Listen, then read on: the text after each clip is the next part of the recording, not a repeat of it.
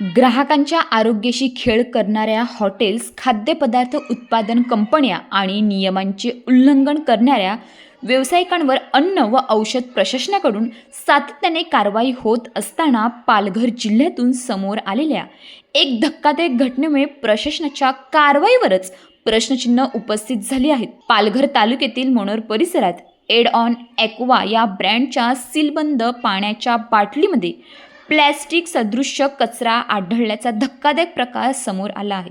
ग्राहक विश्वासाने सीलबंद पाण्याची बाटली खरेदी करतो, मात्र त्याच बाटलीत अशा प्रकारचा कचरा आढळत असेल तर उत्पादन प्रक्रिया, पॅकिंग आणि गुणवत्ता नियंत्रणाबाबत गंभीर प्रश्न निर्माण होत आहेत।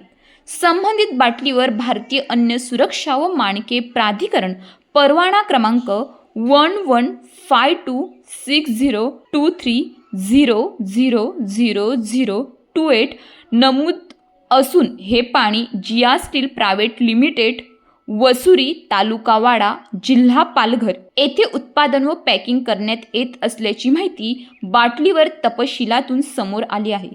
ग्राहकांच्या आरोग्याची जबाबदारी स्वीकारून उत्पादन करणाऱ्या कंपनीकडून अशा प्रकारचा निष्काळजीपणा होत असेल तर हा ग्राहकांच्या आरोग्याशी खेळ आहे, असा सवाल उपस्थित केला जात आहे। या प्रकरणाची अन्न व औषध प्रशासनाने तातडीने दखल घेऊन संबंधित पाण्याचे नमुने तपासावेत, उत्पादन प्रक्रियेची चौकशी करावी आणि नियमांचे उल्लंघन आढळल्यास संबंधित कंपनीवर कठोर कारवाई करावी, अशी मागणी नागरिकांकडून होत आहे।